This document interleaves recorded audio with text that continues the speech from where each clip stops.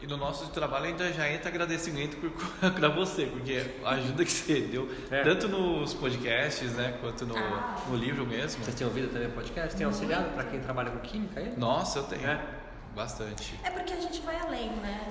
A gente, apesar da gente estar nesse ramo da química, onde a gente tem uma empresa de produtos de limpeza, que parece que não tem nada a ver, né?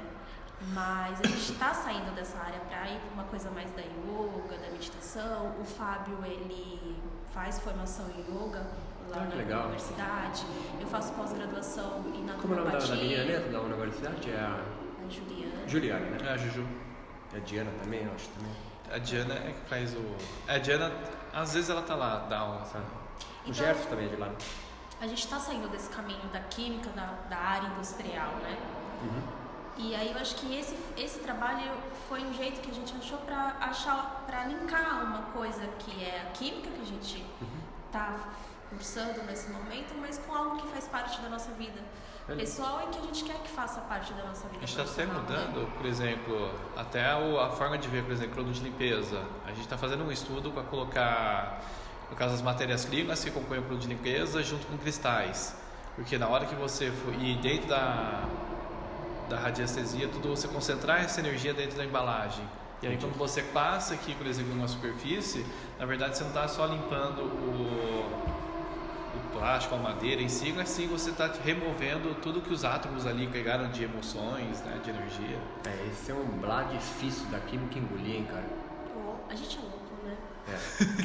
Isso aí, eu pretendo colocar isso já em teste pro mês que vem. Como que você vai medir isso, plasma, cara, na química, empiricamente? Dá para medir, assim, através de pêndulo ou instrumentos de radiestesia, mas não é ciência, né? Mas não é ciência. O que a gente, é uma das perguntas que a gente vai fazer é como você sente essa integração que está começando a ter da meditação, que antes era aquele negócio de fazer exercícios ou meditação e tal, mas com a ciência em si. Em que você começa a ter as reações químicas, tudo, né? A gente entra aí. Então, vamos lá, Roberto. Então, para começar, na sua visão, o que é meditação? Meditar é você sustentar a sua atenção em um objeto por um tempo, né? E romper esse tempo estriado que a gente vive, ou seja, um tempo marcado. Vou meditar agora das 10 às 10h30. Né? A meditação é algo absolutamente orgânico, não nasce da Índia ou de indianos ou do yoga, mas da observação de homens e mulheres sobre a natureza humana. Né? Então ela é você sustentar o seu olhar sobre o objeto, sua vida, uma melancia, a cadeira, por um determinado tempo, mas rompendo a lógica, rompendo o conhecimento racional, muito menos ainda o imaginário, mas mergulhando num terceiro tipo de conhecimento que é o intuitivo. Né? Então meditação, eu tento fugir desse padrão. Claro, vai ter diminuição voluntária das modificações mentais, resposta clássica do yoga, mas mais do que isso, assim, ele é você sustentar sua atenção, algo ainda mais no nosso mundo moderno, algo absolutamente difícil, porque são diversos dispositivos, diversas informações sensoriais que rompem esse tempo liso que a meditação pode te proporcionar e faz você ficar num tempo estriado. Eu estou meditando, parei, tem que fazer não sei o que, tem que tirar uma foto, tem que ver não sei a informação, fica estriado, né? Fica rompido. A meditação retoma os seres humanos, essa contemplação por um tempo determinado ou indeterminado, mas no qual você se perde no bom sentido, né? Se perde do tempo estriado, do tempo marcado, aí você vai ter uma contemplação sobre si mesmo, e aí é o que se popularmente chama de autoconhecimento, né? Mas a meditação em si não é nada, se você não souber, a partir do conhecimento advindo dela, o que fazer com aquilo, e o que eu faço com aquilo tem que ser compartilhado, é necessária a inclusão do diálogo. Um meditador sozinho, solitário, não faz nada com isso, com ele. É necessária a solitude, é necessário a reclusão, mas o conhecimento advindo dele tem que ser compartilhado. Senão você se torna praticamente um déspota, um autista. E então o olhar fixo para um ponto é como se você estivesse abrindo ou entrando em um outro mundo? Você é cortado por afetos, né? Por outros objetos, corpos e mentes 24 horas. Então eu agora sou um objeto que está te afetando. A vibração do ar que faz você ouvir o que eu estou falando, o som que é codificado dentro de você, que ele está seguindo, que tipo de conceito ele está querendo dizer, qual a linha de raciocínio, assim como a luz que rebate em mim e joga em você, são informações sensoriais. E dessa informação sensorial que é física, tato, paladar, a pressão 10 metros por segundo ao quadrado, vai ser sobrecodificado em você um tipo de conhecimento. E isso você vai criar um conceito. A meditação tenta romper com isso, né? As informações sensoriais do mundo, em meditadores experientes, chegam muito mais lento. Há áreas no seu cérebro que são desligadas, entre aspas, como o tálamo, que é uma espécie de correio SEDEX. Ele pega toda a informação sensorial do mundo e retransmite para o resto do cérebro. Quando você se contempla, para por um tempo e fixa seu olhar, ou fixa não necessariamente tem que ficar parado igual uma estátua, mas eu posso fazer a meditação caminhando, lavando louça, correndo, né? Focar minha atenção e as informações sensoriais do mundo pararem de ser para fora e começarem a ser para dentro, para o seu próprio mundo intuitivo, que é gigante. Freud vai chamar isso de inconsciente. Antes dele, Spinoza já tinha dito isso. Há um mundo gigante dentro de você que move você. E você acha que é a sua consciência, não, eu vou para lá porque eu quero. Não, você é movido por 1 bilhão de informações sensoriais, mesmo dormindo. A meditação tenta calar isso. E aí você tem uma contemplação sobre si mesmo. Beleza, mas o que é isso? Não tenho a menor ideia, você é absolutamente singular. Então o conteúdo advindo de uma contemplação, de uma prática meditativa, ele é único. Não tem uma estrutura, um padrão. E isso torna um mundo absolutamente plural, dialógico, gigante, né? Não tem padrões, sistemas a serem... Por isso que é tão difícil falar de meditação, porque eu estou falando de mim sempre. Então é como a meditação do ponto de vista fisiológico, ela é a mesma, né? Mesma. Como você comentou Sim. nas outras aulas, Porque se a nós gente temos corpos medir iguais. o cérebro de uma pessoa meditando e da outra, a gente vai ver as mesmas áreas. Você vai encontrar similaridades. Porém, cada um vai ter a sua experiência pessoal. Sim, que não precisa ser, não é algo tão metafísico, cara. Porque pensa, se eu te der uma maçã, e você é de Marte, você nasceu em outro planeta, você nunca teve nenhuma informação sensorial deste planeta aqui, e aí eu te pergunto, qual que é o gosto da maçã? Cara, eu posso colocar a composição química da maçã na lousa, você não vai ter a menor ideia do que é aquele objeto. A única forma de eu saber o que é uma maçã é comendo, e aí eu vou ter as minhas percepções. As informações físicas são as mesmas, que é a mesma maçã. Agora, quando eu pedi para você descrever o que é o gosto da maçã e eu, são díspares. Então por que você e você falam que maçã é igual? Porque nós somos educados para dizer que ela é docinha, aguadinha, parece com pera. Eu gosto sem casca. Chama educação. Agora eu não sei se um índio tupinambá ou um índio maori ou alguém da Índia do século II a.C. teria mesmo tipo de informação perceptiva. A percepção é a codificação subjetiva de informações físicas, químicas, que atravessam o meu corpo, igual. Só que o conteúdo que eu vou ter absolutamente singular. Um tibetano, não sei se percebe as mesmas coisas do mundo que eu. Porque o mundo sensorial, o mundo social, as informações religiosas, cores, torna aquele corpo singular.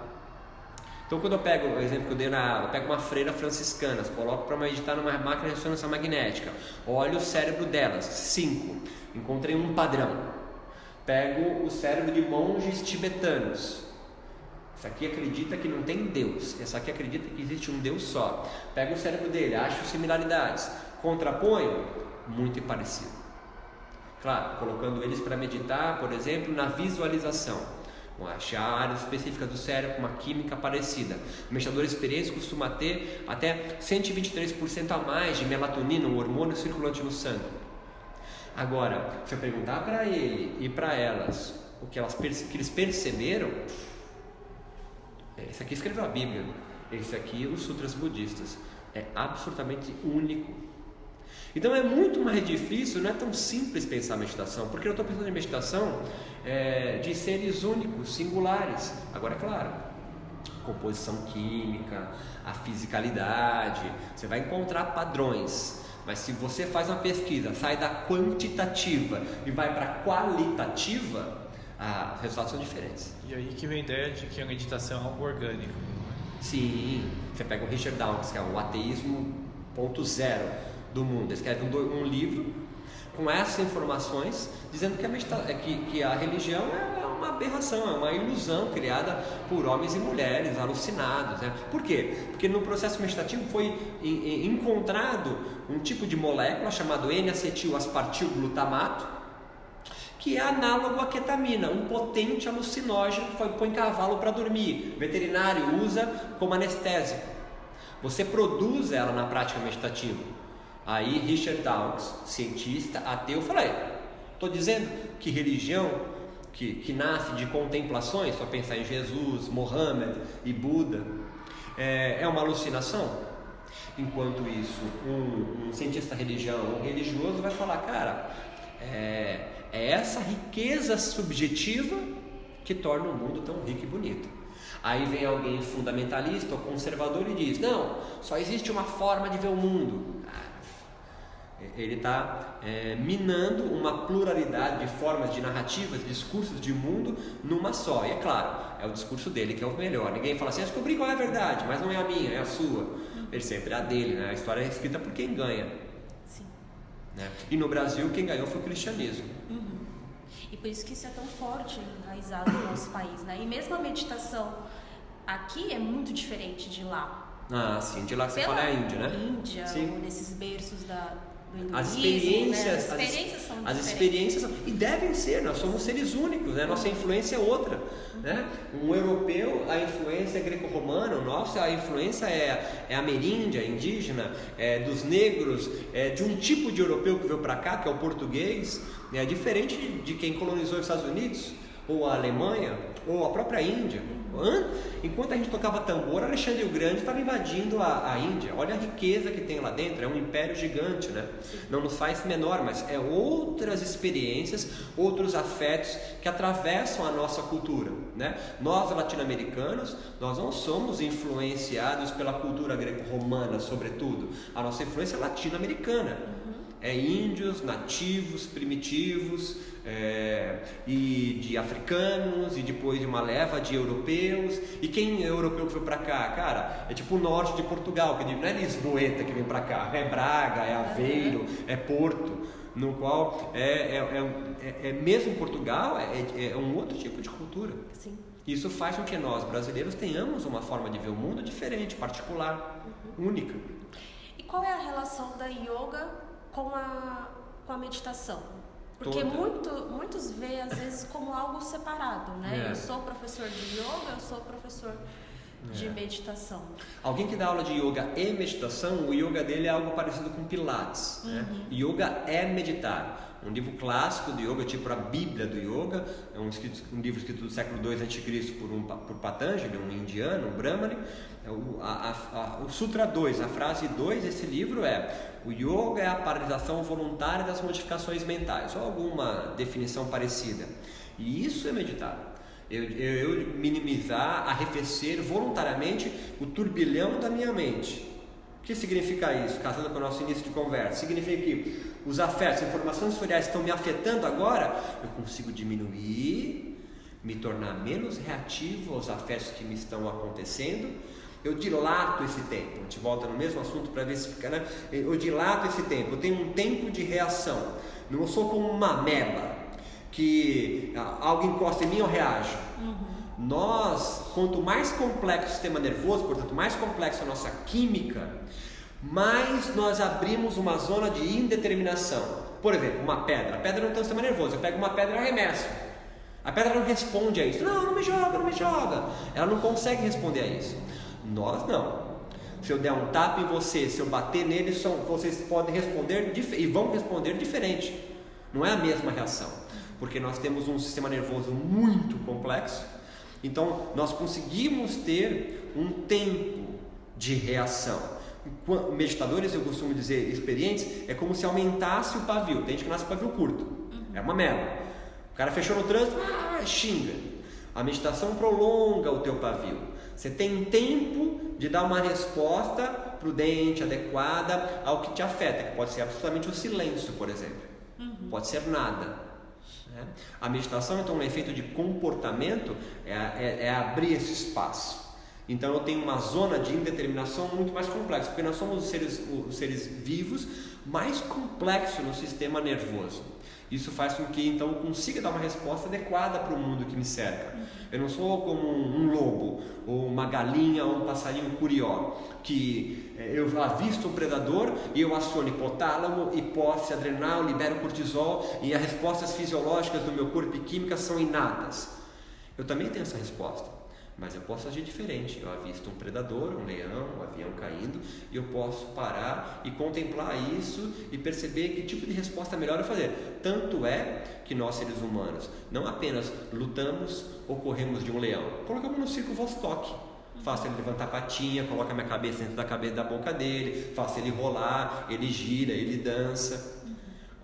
O nosso tempo, nosso tempo de dilatação, né, de contemplação sobre o objeto, no nosso caso aqui nós estamos brincando de um leão, não é só luta ou fuga. Entre luta ou fuga, nós seres humanos, por termos um sistema nervoso complexo, eu tenho 1 bilhão, infinitas possibilidades de reação. A meditação facilita você a retomar isso, ainda mais no mundo moderno, uma sociedade cansada, que não para, que você não consegue ter tempo de elaborar uma resposta, porque você fala assim, você pega o celular e isso quer dizer isso, Wikipedia, você não consegue, você não tem tempo.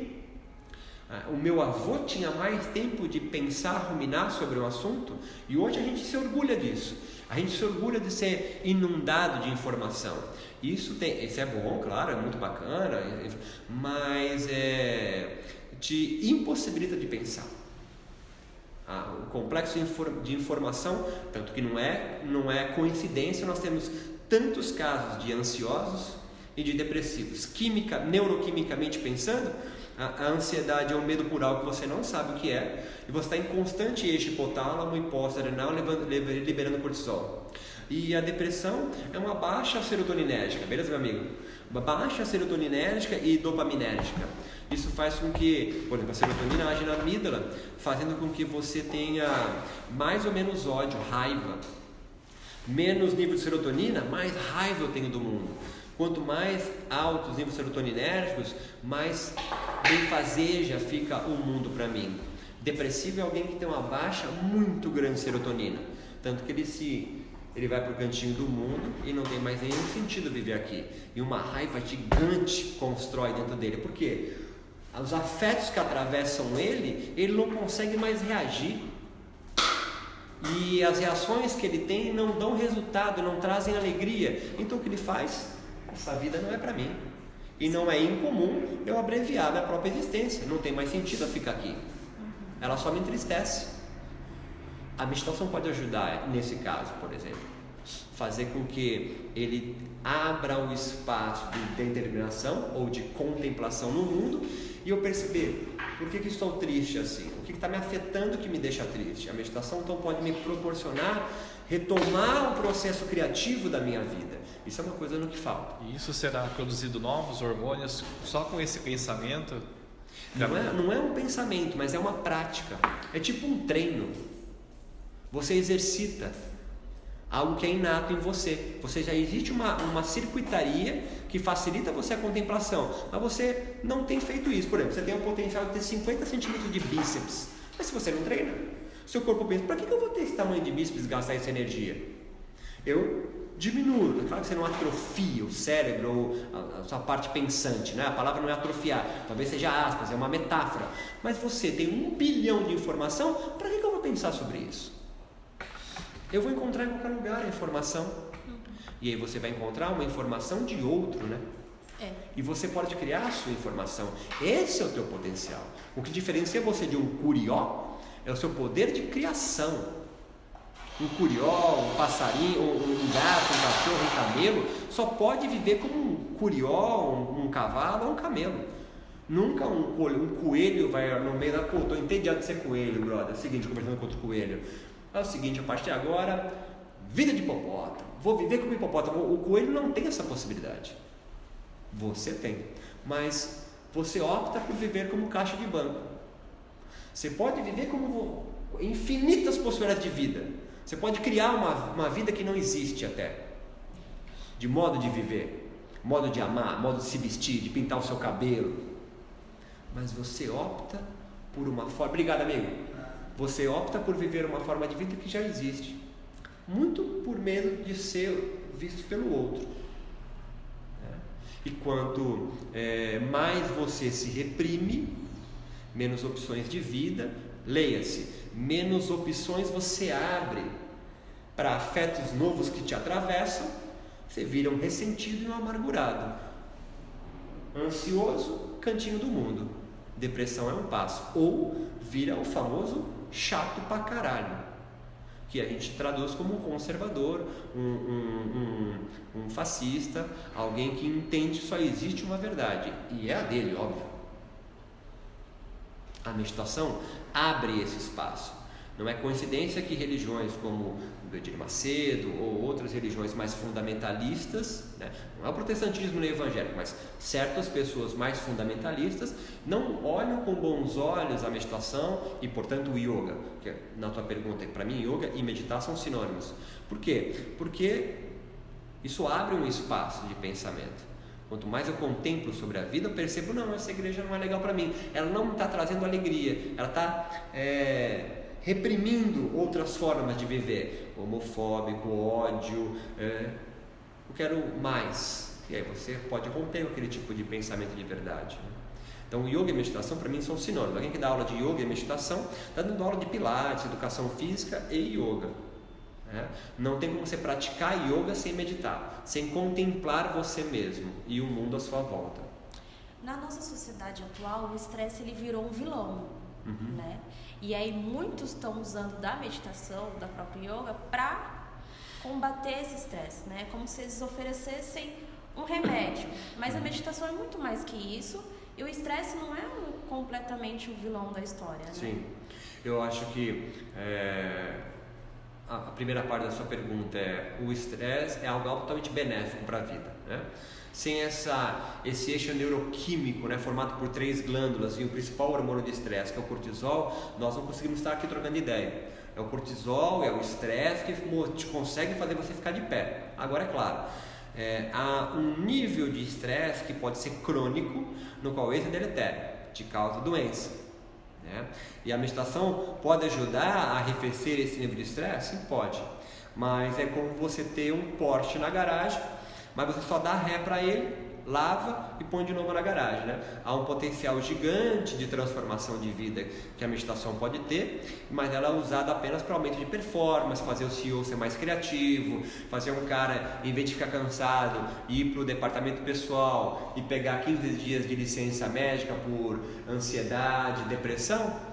Empresas podem usar o yoga para esse cara ir menos no médico, produzir mais. E produzir melhor. Mais do que produzir mais é produzir melhor. Tem se usado isso. E tudo bem, não tem problema, contanto que você não seja ignorante, entendendo que o yoga, a meditação, o yoga, é apenas para aumento criativo ou arrefecimento do estresse. Esse nunca foi o foco do yoga e não deve ser, né? Você pode utilizar mas ele tem muito mais a oferecer, muito mais a oferecer. E você acha que é essa fala que tem atraído muita gente? Eu acho que as pessoas nem sabem o que estão buscando. A gente volta a dizer, há um nível de ansiedade, que é o medo por algo que você não sabe o que é. Então você entende, uma coisa é você ter medo, você vai estar medo de o medo de ser assaltado lá fora. Ok, fico aqui, não vou lá fora. Quando o meu medo estiver afastado, eu vou. Agora, quando você tem um medo de algo E leia-se medo. É acionar o eixo hipotálamo, hipófise adrenal, liberar cortisol. E cortisol tem respostas orgânicas, biológicas, são inatas, não tem como você controlar. Pupila dilata, as mãos e pés sua debaixo do braço, você eriça os pelos para você parecer maior que o seu oponente, como um gato quando está acuado. Você para de fazer digestão e manda o sangue, musculatura esquelética, o nível de tensão aumenta porque você se prepara para a luta ou para a fuga. Isso é inato. Inato, não tem como você não ter esse tipo de reação. E é tudo ou nada. Dispara ou não dispara. Isso é acionado no medo. E a ansiedade é o medo por algo que você não sabe o que é. Agora imagina você ter medo por algo que você não sabe o que é. Para onde você vai? Eu estou com essas respostas fisiológicas, químicas em mim, acontecendo em mim, e eu falo, tá com medo do quê? Não sei. Fobia. Síndrome do pânico. O cara surta. O próximo caminho é depressão. É quando ele tenta todas as possibilidades para parar de ter esse medo que ele não sabe o que é e não consegue. Cantinho do mundo. Não sai mais de lá. O mundo não faz mais nenhum sentido para mim. O mundo é opressivo. O mundo me empurra para baixo, me oprime. E eu não sei o que fazer com isso. Então eu não saio da cama. O mundo me aterroriza. O mundo terroriza. A meditação pode auxiliar nessa distensão. Agora tem uma segunda parte da sua pergunta, que entre os brasileiros é muito comum nós construirmos espiritualidades. O yoga é uma espiritualidade, é uma religião, não sei se vocês vão entrar nesse tema, no qual um cunho terapêutico é muito forte. O brasileiro tem cunho de construir religiões terapêuticas. É pensar primeiro nos nossos ameríndios, pajés, cura. É pensar nas benzedeiras. O mundo da década de 70 para baixo foi benzido por uma senhora da rua com a ruda de espinhela caída. É pensar no espiritismo, curas espirituais, toma uma água que é energizada na sessão. É pensar no próprio cristianismo. Vai Nossa Senhora da Aparecida é cheia de muleta, cadeira de roda, não sei o que, conquistas, né? É pensar nos próprios evangélicos. O cara entra de cadeira de roda e sai andando de lá. É pensar na Umbanda. Olha só, a religião é tipicamente brasileira, toma banho de ebó para tirar a energia negativa. E a religião afro, como todo, Santo Daime, uma religião mais moderna, você vai lá, há um processo lá que é de processo de desintoxicação, você vomita, vai no banheiro e aquilo limpa você, cura você. Então o brasileiro tem uma riqueza cultural de fomentar religiões terapêuticas. O yoga, quando chega para cá, faz o quê? Vira também uma espiritualidade terapêutica. Ele tem cunho terapêutico. Então não é o yoga em si, talvez tenha muito mais a ver com a própria cultura brasileira, de transformar toda a sua espiritualidade sempre num processo de cura. Isso pode ter a ver com o próprio nosso período de colonização, né? Quando é que chegou um hospital aqui? 1808, 1920, quando veio o Império Português para cá, corrido de Napoleão. Cara, são 300 anos sem nenhum serviço médico. E mesmo quando a universidade, que hoje a federal, a estadual do Rio de Janeiro, quem que ia lá? Era só a elite. O povão mesmo nunca teve acesso à medicina. Então qual que era o acesso à medicina? São as religiões que fazem isso, né? Então o yoga não é coincidência que ganha esse cunho também terapêutico. É uma forma de pensar nisso também. E eu percebo nos últimos anos muito interesse da ciência para estudar essa meditação, para estudar essa yoga, esses efeitos, né? E você acha que isso se deve a quê? Esse interesse da ciência? É uma resposta longa, mas a gente pode começar a pensar nos próprios indianos. Os indianos, desde 1900 e bolinha até 1947, é colonizado pelos ingleses, pelo Império Britânico. E começa um movimento na Índia histórico de lutar pela sua independência, que vai culminar em 47. O Gandhi, que a gente mais conhece, é o final dessa história, né? E os indianos precisavam voltar aos valores nacionais indianos. E eles utilizam muito o yoga para levar esses valores nacionais, para mostrar para o império que os colonizia o mundo, que eles têm muito valor, que eles são um império muito antes do inglês chegar. Enquanto o inglês só tinha bárbaro na Europa, a Índia estava recebendo o Alexandre o Grande para lá e expulsando ele de lá. Então assim, a história indiana é muito maior, como a chinesa, do que o inglês. O indiano começa a tomar conhecimento disso e o yoga é uma bandeira nacionalista para isso. Tanto que hoje nós estamos aqui em 2019, nós estamos falando de uma prática indiana que nasceu no século II, ou primeira sistematização, no século II a.C. Então são os indianos que primeiro querem levar os seus valores, sua política, sua economia, sua cultura para o mundo, para culminar na independência. E o que eles fazem? Eles vão se juntar com o que o inglês, portanto o europeu que o coloniza, o seu colonizador, mais entende como uma verdade legítima, que é a ciência. Então o que o indiano faz? É a ciência que você acha que é a grande verdade? Então se for científico você acha que é verdade? Se for religião, hinduísmo, você acha que é ruim? Então beleza, eu vou pegar um yogi, vou colocar no laboratório de bioquímica e vou analisar as respostas bioquímicas, fisiológicas, anatômicas para a saúde. E uma das primeiras pesquisas é perceber que um movimento corporal do yoga, chamado Nauli, enfim, não importa que ele joga, você suga o abdômen, né, faz um movimento, parece aquelas danças indianas, aquelas danças, né? E ele tira uma radiografia desse cara fazendo esse movimento e percebe que o diafragma, o principal músculo respiratório desse cara, era muito forte, né? Quando você solta todo o ar, o diafragma é puxado, ele batia no pulmão, quase colava no coração. Tanto que o normal é que você respira e vai um pouquinho para cima e para baixo. Esse cara tinha um diafragma muito forte. Esse yogi, que tinha formação em bioquímica, professor de educação física, fala, cara, se eu ensinar um asmático ou alguém com bronquite a fazer esse exercício do yoga, ele pode melhorar a doença dele. Então quem primeiro leva para o laboratório de bioquímica, de fisiologia, para entender as repercussões bioquímicas do yoga é um indiano. Para quê? Para mostrar para o seu colonizador, científico, toma chá às 5 da tarde, que se sente superior àquele povo que é primitivo. É só pensar no jesuíta vendo um tupinambá. Fala, nossa, meu dever moral trazer a palavra do Senhor para ele. É a mesma coisa lá, só que lá o protestante. É meu dever moral trazer a palavra do Senhor para vocês, são primitivos, selvagens, bárbaros. O indiano, o selvagem, o bárbaro faz o quê? Utiliza a mesma forma de explicar o mundo, que é a científica, que eles valorizam tanto, para explicar uma prática que eles acham que é mística, que é selvagem. Então, começa-se a estudar o yoga, a meditação, os seus aspectos fisiológicos e bioquímicos. São os próprios indianos que fazem isso. Fazem porque querem mostrar para o mundo que o yoga é a meditação, no qual quem o coloniza, e a Europa que olha e fala, nossa, meu, que gente primitiva e pobre. É como você pensar num pajé, num xamã guarani no Brasil, utilizar os rituais de feitiçaria e mostrar, olha só, olha a resposta bioquímica. Nada muito longe do que a alquimia muçulmana foi sendo incorporada na própria história do que nós chamamos de química hoje.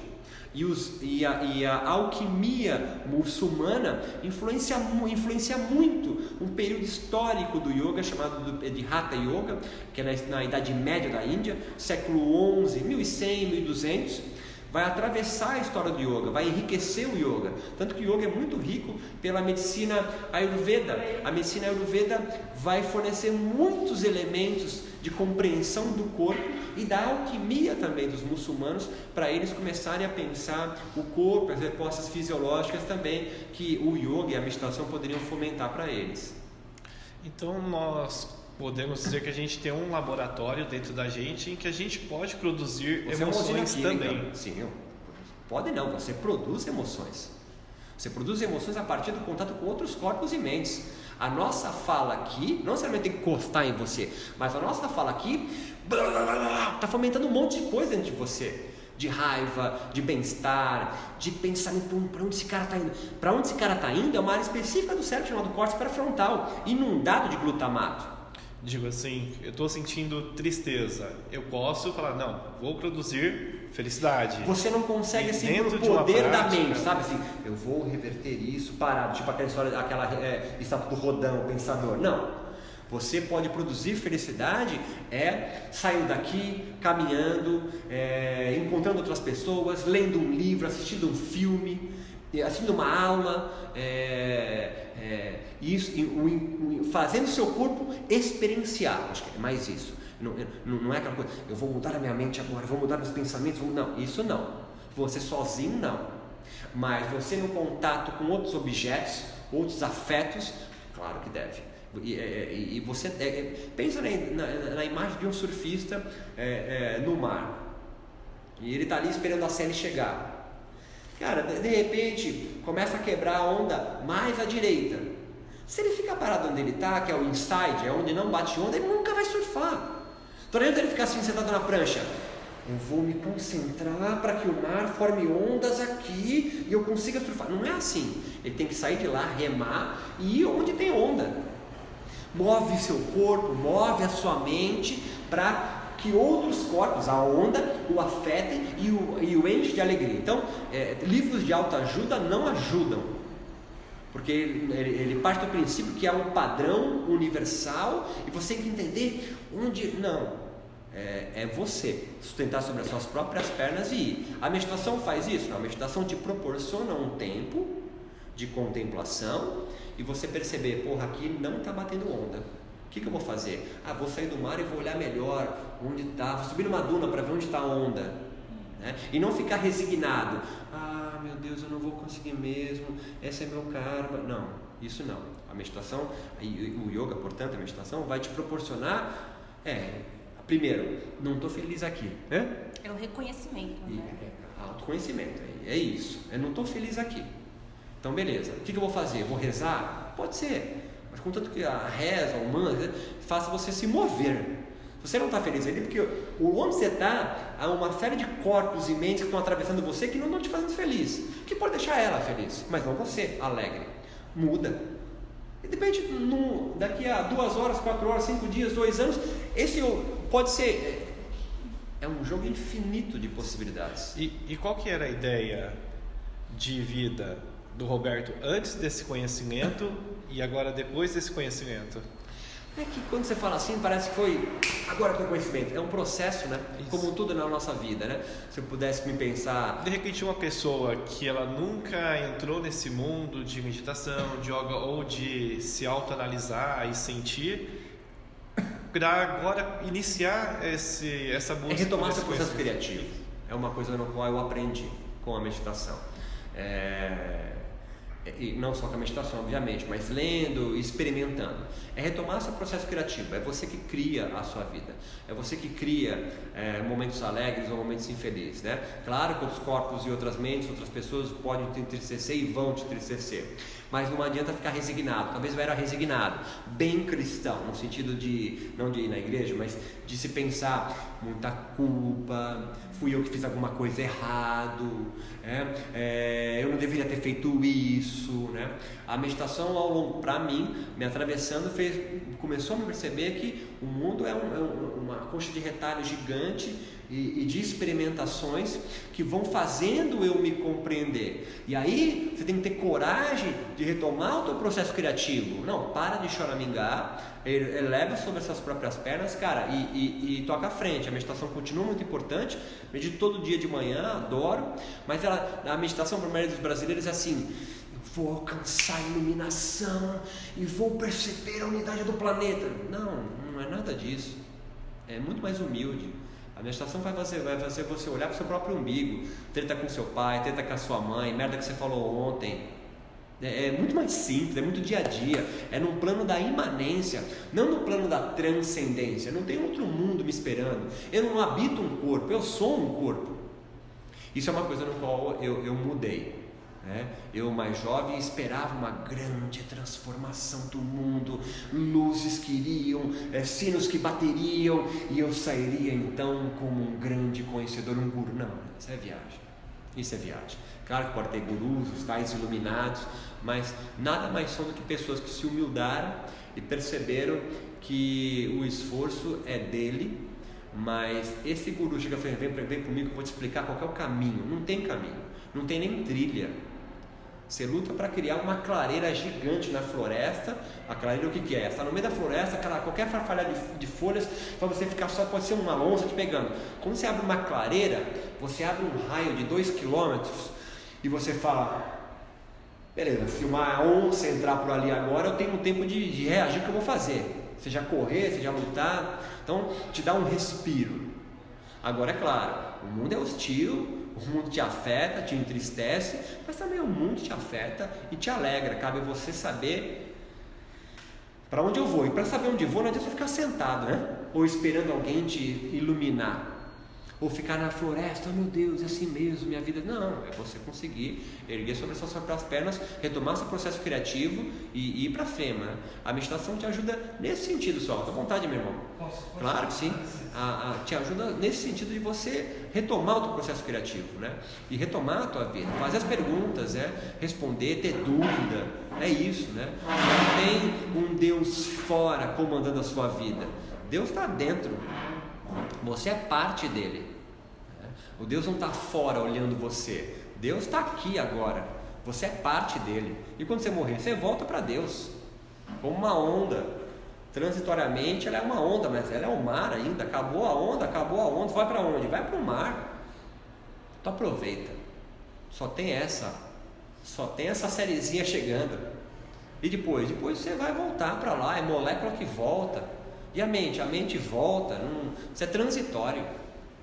Isso pode te acovardar e falar, meu Deus, o que eu estou falando? Ou pode te destrói e te empurra, ou fala assim, não, vamos lá, porque é isso aqui mesmo, ninguém vai vir te salvar. Sabe quando você não tem mais pai, nem mãe, mais ninguém? Você fala assim, puta, o que eu vou fazer? Ou chora, ou levanta e vai. Às vezes chora, mas levanta e vai. Não vai ninguém te pegar pela mão. Não vai ninguém te levar pela mão. Roberto, queria te agradecer muito. Eu fico feliz. Por esse tempinho que você disponibilizou aí pra gente, por essa contribuição, pelas aulas aqui na PUC que tem sido enriquecedora e pelo seu trabalho, né? Fico feliz, muito obrigado. De pesquisa, de tudo isso que você tem publicado, o livro. Muito obrigada tudo isso mesmo, viu? É feito num tesão mesmo, né? De falar, de escrever. E convido vocês a ficar na aula também para assistir. Com certeza. Muito obrigada. Eu agradeço, querida. A gente pode tirar só uma foto? Deve. Muito obrigado, irmãozinho. Deixa eu tirar.